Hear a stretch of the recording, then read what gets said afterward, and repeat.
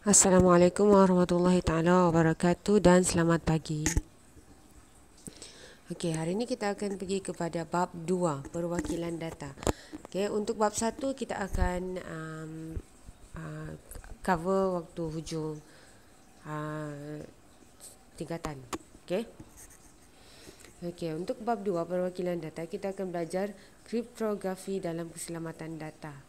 Okey, siapa pernah nampak tulisan kriptografi? Okey, pada zaman dahulu corak-corak seperti ini dihasilkan untuk menghantar mesej, okay, agar musuh tidak dapat baca. Okay, itu contoh.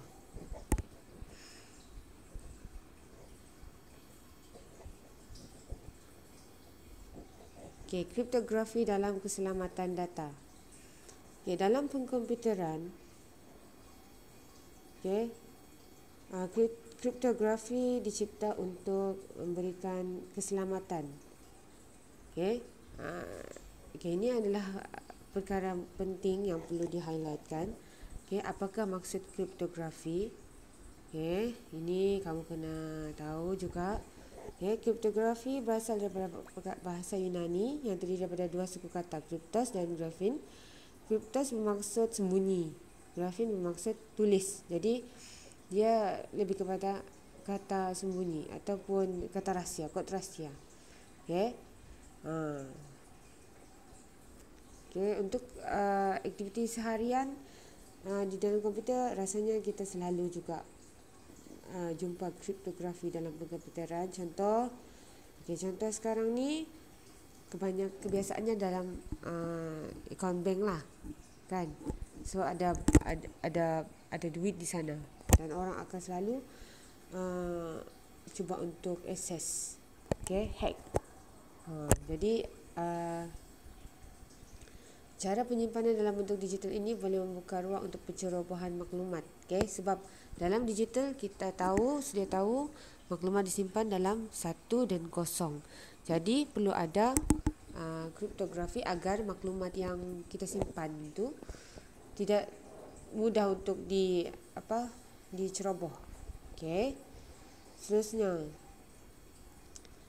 Untuk mengatasi masalah pencerobohan maklumat, 4 perkara keselamatan, perkhidmatan keselamatan.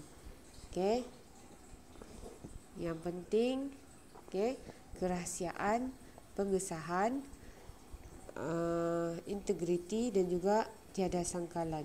Kita pergi tengok satu-satu secara ringkas. Pengesahan, pengenalan pastian pihak-pihak yang terlibat dalam suatu komunikasi. Contoh selalunya kata laluan, ID user dan kata laluan. Integriti, perkhidmatan keselamatan yang mengenal pasti sebarang perubahan terhadap maklumat atau data oleh pihak lain. Contoh, transaksi perbankan bank dalam talian menggunakan kriptografi bagi mengelakkan pihak lain melakukan sebarang perubahan. Seperti jumlah wang, nombor akaun dan sebagainya. Itu contoh dia. Tiada sangkalan. Tiada sangkalan digunakan untuk membuktikan bahawa penghantar dan penerima maklumat tidak menafikan bahawa mereka menghantar dan menerima maklumat. Yang ni selalunya contoh-contoh macam ni kita boleh jumpa dekat email.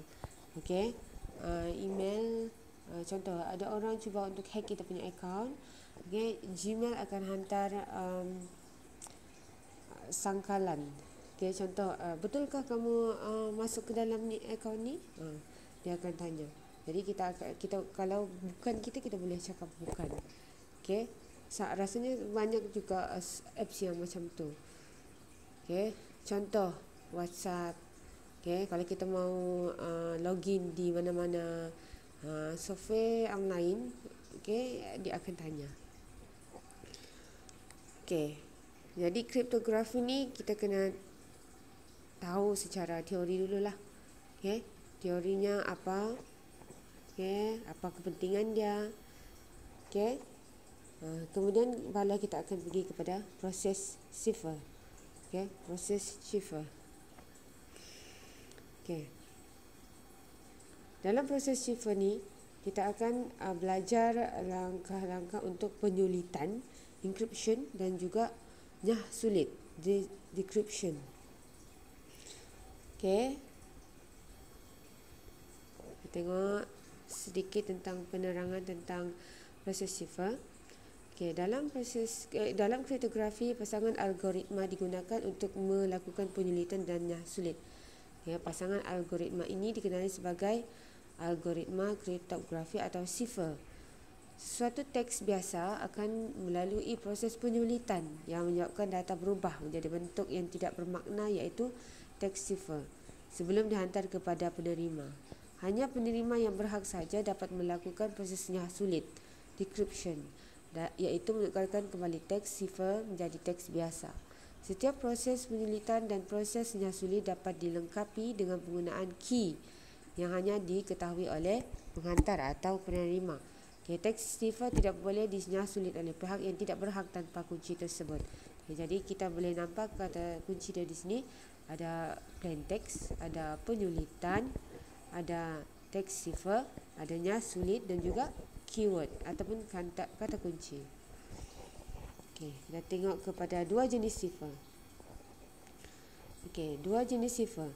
Okey, satu Schiffer kunci simetri dan yang kedua Schiffer kunci tidak simetri. Okey, kamu boleh baca apa dia kunci dua jenis Schiffer ni. Okey, kemudian kita pergi kepada encryption. Ini adalah contoh. Okey, di mana kamu boleh tengok penyulitan. Okey, ini teks biasa. Okey, dilakukan penyulitan. Okey, kemudian jadilah teks Schiffer yang orang dah dapat baca. Okey, pengirim menghantar mesej teks biasa kepada penerima. Mesej disulitkan menggunakan kata kunci. Teks Schiffer iaitu teks tidak bermakna akan terhasil. Okey. Okey, yang seterusnya nyah sulit, decryption. Okey. Ini proses nyah sulit. Okey. Daripada perkataan yang tiada makna, okey, ada kunci nyah sulit.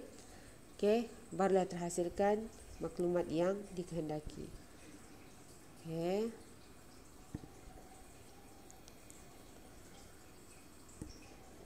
Okey, seterusnya menghasil dan menterjemah mesej menggunakan kaedah Schiffer. Okay. Siapa yang memperkenalkan ni ialah Julius Caesar. Okay. Lama dahulu. Okay. Sebelum Masihi lagi. Okay. Ada 3 jenis kaedah Schiffer. Reverse Schiffer, Substitution Schiffer dan juga Transposition Schiffer. Okay. Kamu boleh baca ini untuk maklumat umum.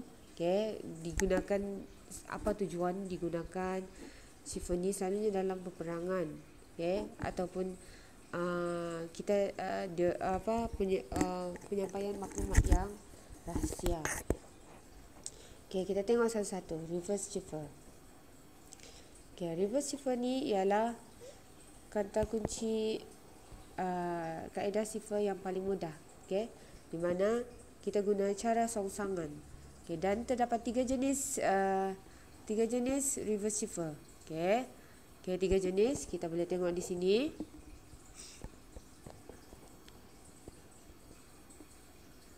Okay, ini yang pertama.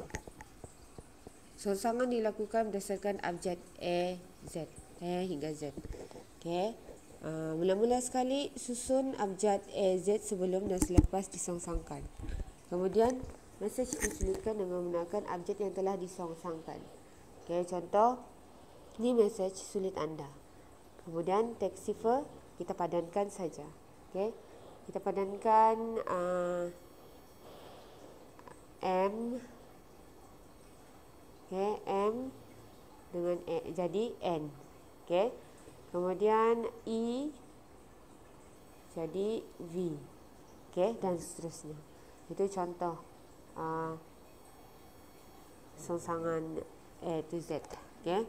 Songsangan yang kedua. Songsangan dilakukan berdasarkan perkataan. Okay, mesej disulitkan dengan menggunakan atribut yang telah disongsangkan sebagai contoh. Mesej sulit anda, kemudian diterbalikan. Okay. Songsangan dilakukan berdasarkan seluruh mesej. Okay, songsangan dilakukan dan bermula dari abjad yang terakhir pada satu mesej yang dihendak disulitkan. Okay, sebagai contoh, okay, kamu boleh tengok dari awal sampai habis terbalik semua perkataan. Okay, cuba untuk buat aktiviti 2.2.